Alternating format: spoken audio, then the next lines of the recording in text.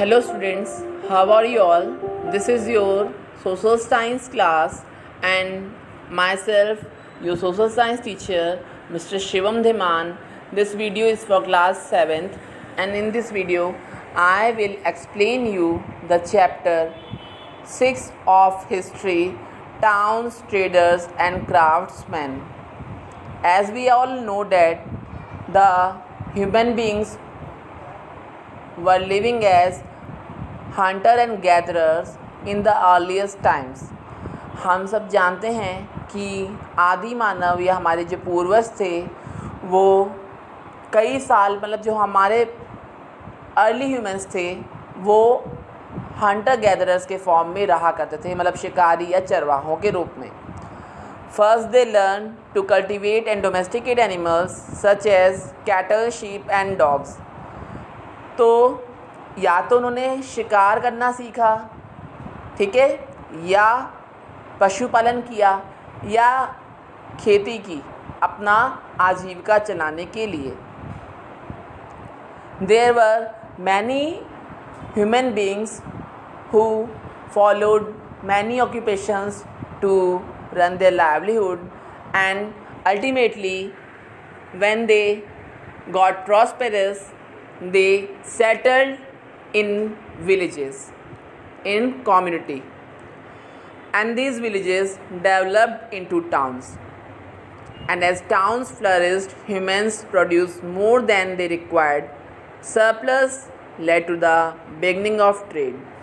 जिस तरह से अगर हम बात करें कि पहले मनुष्य एक इंडिविजुअल था, उसके बाद जब उसने अपना परिवार बनाया और अपने सगे संबंधियों, अपने बंधु बांधवों के साथ रहना शुरू किया, तो उसके बाद वो गांव में रहने लगा, गांव से शहर बने और शहर से मार्केट्स डेवलप हुई, और जब उसके पास कोई वस्तु ज़्यादा मात्रा में उत्पन्न हुई या उपलब्ध हुई तो उसने उसे बेचना शुरू कर दिया. जैसे किसी के पास दूध बहुत ज़्यादा मात्रा में था तो उसने दूध का से प्रोडक्ट्स बनाए, जैसे मिठाइयाँ, दही, मक्खन, घी, और उन्हें बेचा. तो इस तरह से मार्केट्स या ट्रेड व्यापार शुरू हुआ. How did the towns develop? ये माना जाता है कि जो गांव थे, जैसे कि आप जानते हैं कि गांव में पहले मेला लगा करता था और वहाँ के जो लोकल्स थे या ग्रामीण थे वो मेला लगाया करते थे, और मेला लगाने से वो मार्केट लगाया करते थे, और इसी मार्केट में बहुत लोग आते थे और व्यापार बढ़ने लगा. तो उन्होंने अपनी फैसिलिटी, अपनी प्रॉस्पेरिटी के लिए गाँव को टाउन्स में बदल दिया और टाउन्स बड़े शहर बदल गए. कुछ केसेस में जो राजा महाराजा थे उन्होंने भी टाउन्स और मार्केट्स का डेवलपमेंट किया. जैसे कि मुग़ल पीरियड में गैसन टाउन बहुत पॉपुलर है. और आप जानते ही होंगे जहाँ जहाँ मंदिर या कोई धार्मिक प्लेस है तो वहाँ पर श्रद्धालु आने के कारण उनकी फैसिलिटीज़ को देखते हुए ट्रेड और मार्केट्स ओपन हो जाती हैं. तो ज़्यादातर मार्केट्स कहाँ पर होती हैं? रिलीजियस बिल्डिंग्स के आसपास. जैसे कि आप जानते हो कि वैष्णो देवी जो एक बहुत ही पॉपुलर श्राइन है, टेंपल है, अब यहाँ पर फ्रूट्स और जो गॉडेस को ऑफरिंग किया जाता है, चुन्नी और नारियल प्रसाद, वो सब यहाँ पर मार्केट सजी रहती हैं. और जो भी डेवोटीज़ यहाँ पर आते हैं उनके लिए फूड का भी भोजनालय है और होटल से उनके रुकने के लिए.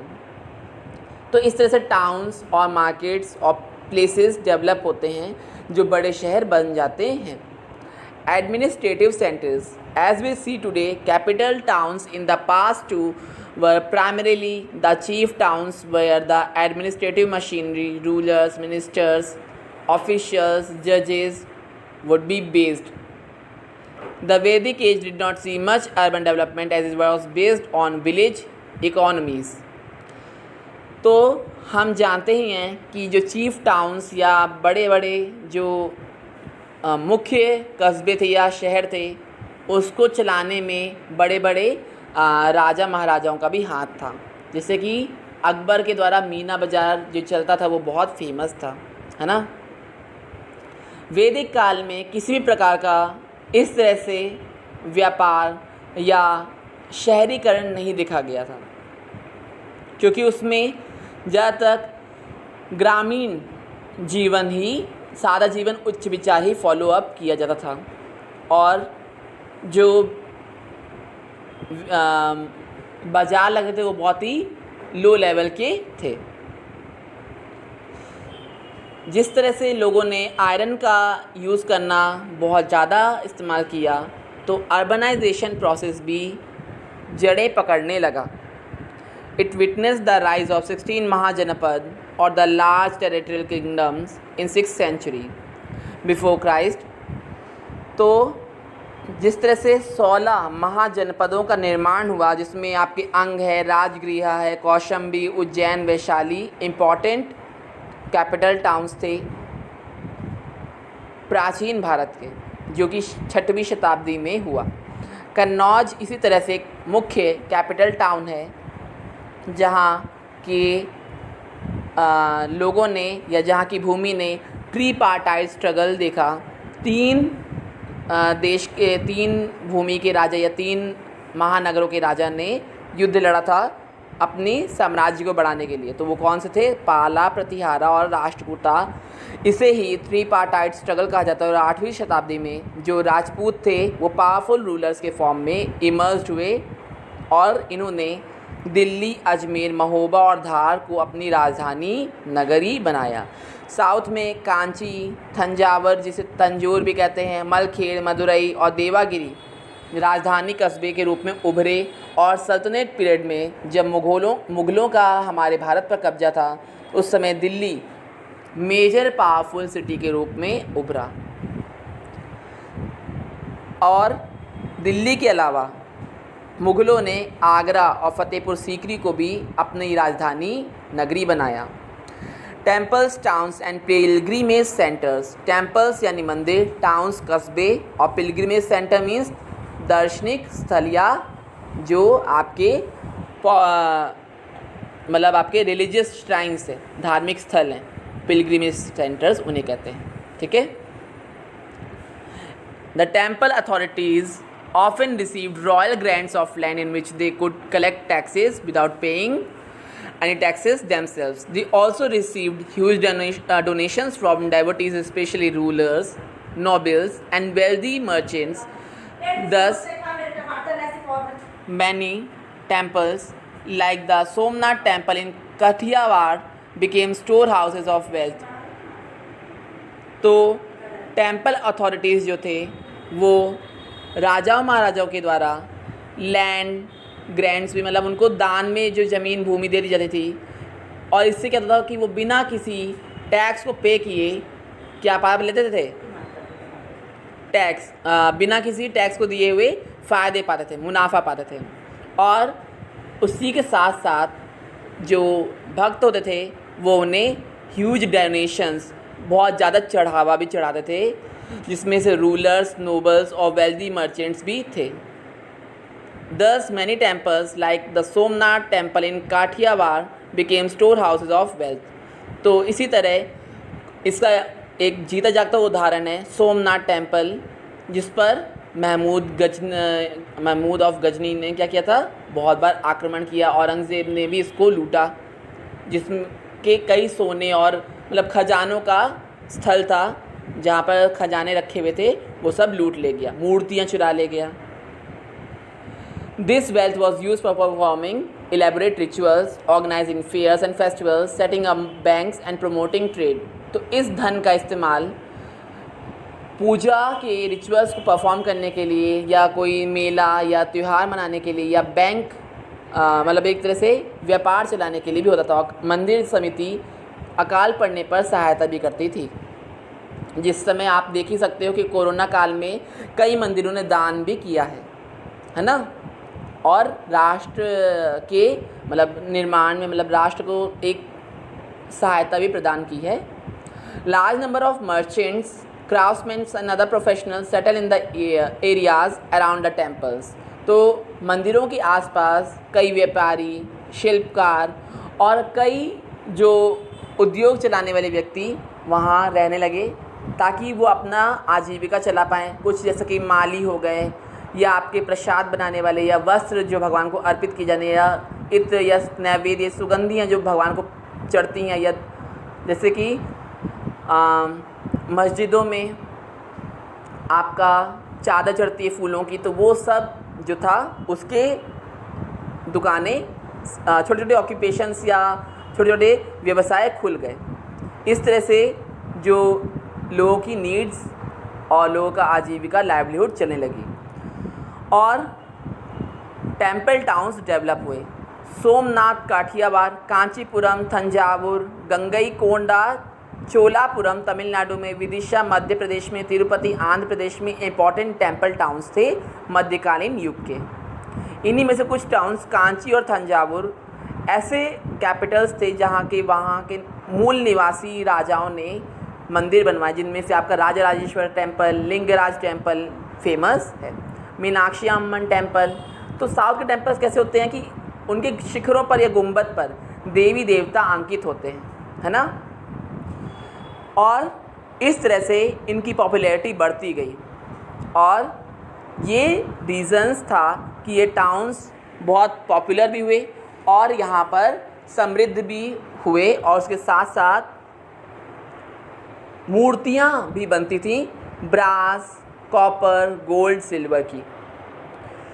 Since ancient times, towns develop at places of pilgrimage such as Kashi, Prayag, Vrindavan near Mathura, Pushkar near Ajmer. You all know that Lord Brahma has only and only temple at Pushkar.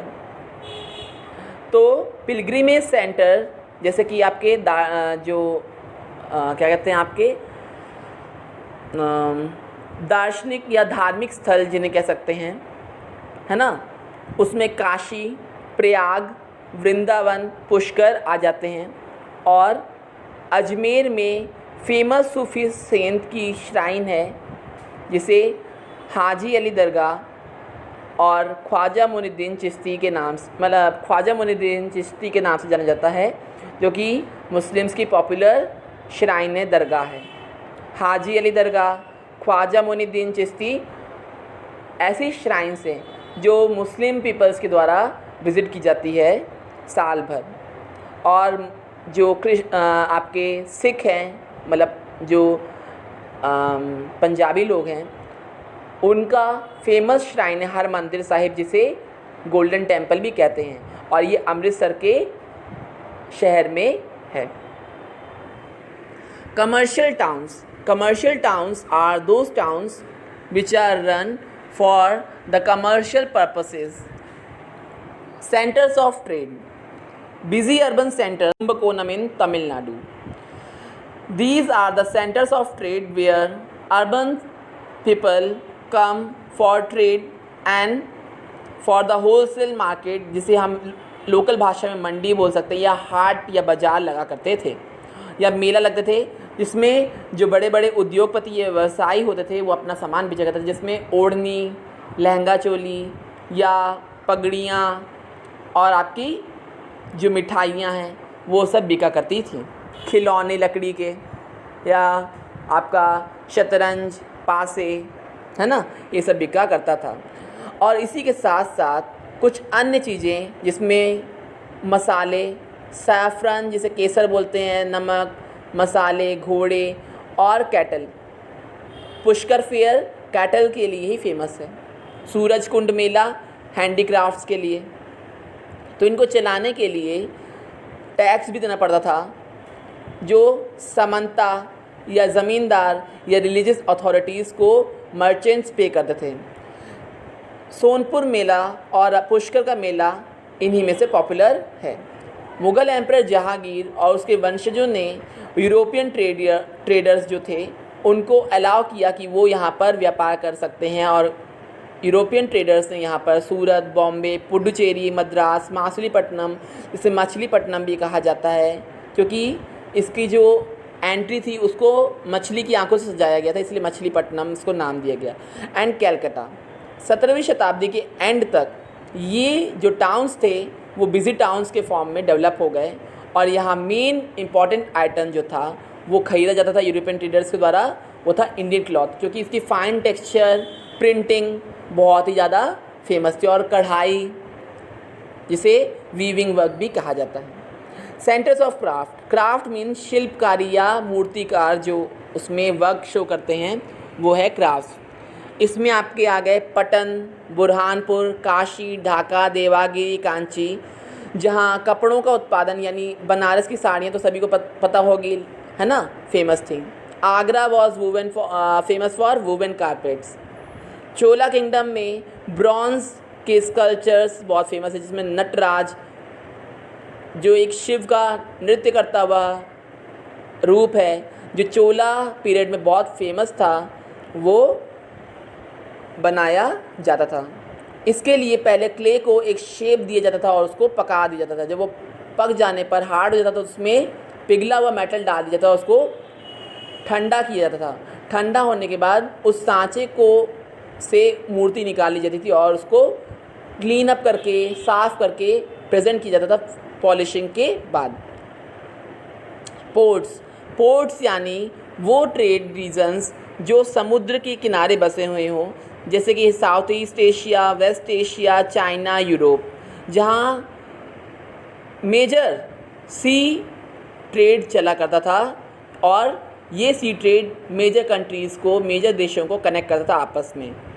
जैसे कि मध्यकालीन युग के सूरत, Bharuch, Cambay, जैसे खम्बट गुजरात में ये regions हैं, वसाई, Dabhol, Goa, Bhatkal Konkan coast के, कोझिकोडे, कोचीन, मालाबार कोस्ट के, मासुलीपट्टनम, सतगांव, सोनारगांव, चिट्टागोंग ईस्टर्न कोस्ट के मेजर सी पोर्ट्स हैं जहां निरंतर सी ट्रेड चला करता था। यहाँ फॉरेन ट्रेडर्स जिसमें अरब, पार्शियन, सीरियन, क्रिश्चियंस, यूरोपियंस रहा करते थे और व्यापार चलाते थे। यहाँ का सामान खरीद करके विदेशों तक पहुँचाना उनका मूल उद्देश्य था।